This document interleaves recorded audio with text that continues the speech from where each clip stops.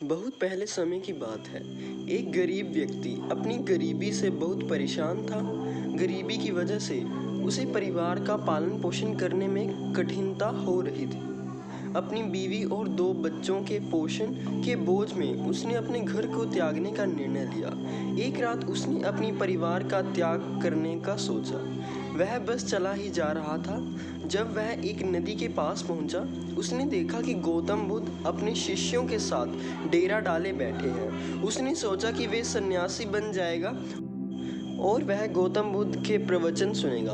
वह बुद्ध के चरणों में जा गिरा और उनसे विनती करने लगा कि वे उसे अपना शिष्य बना लें और अपने साथ ही रख लें। भगवान बुद्ध ने कृपा कर उसे अपना शिष्य बना लिया। जब भगवान बुद्ध का काफिला आगे बढ़ा, वह उनके साथ ही चल दिया। गर्मी का महीना था। उनका काफिला चला ही जा रहा था। जब वह एक स्थान पर रुके, वह एक पेड़ के नीचे बैठ गए। गर्मी के कारण भगवान बुद्ध को जोरों से प्यास लग रही थी। उन्होंने अपने नए शिष्यों को आदेश दिया कि वह सरोवर के पास जाए और वहां से पानी का घड़ा भरकर लाए। वह नया शिष्य आज्ञा का पालन कर पानी लेने नदी पर चला गया।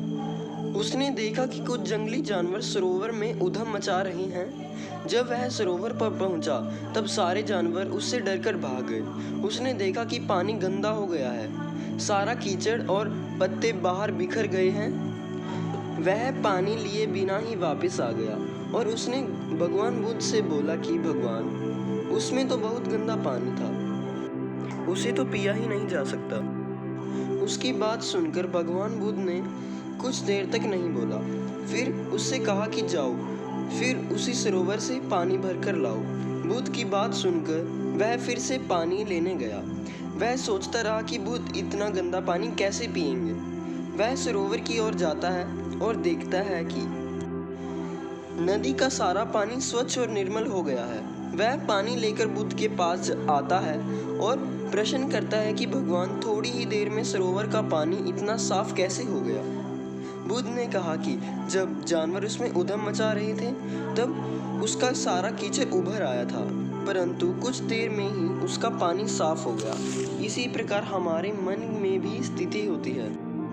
जीवन की भाग दौड़ और कठिनाइयाँ हमारे मन में उथल पुथल पैदा कर देती हैं और तब हम गलत निर्णय लेते हैं। परंतु कोई भी निर्णय लेने से पहले अगर हम अपने चित्त को शांत रखें और धीरज पूर्वक बैठकर सोचें, तो हमारे मन की वे उथल पुथल भी पानी के कीचड़ की तरह नीचे बैठ जाती हैं और तब हम जो भी निर्णय लेते हैं वे हमेशा सही होता है।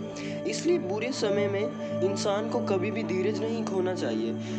भगवान बुद्ध का ये उपदेश सुनकर उसे समझ आ जाता है और वह तब शांति से बैठकर सोचता है कि उसने अपने घर को त्याग कर गलत निर्णय लिया है और वह भगवान बुद्ध से आज्ञा लेकर अपने घर वापस चला जाता है।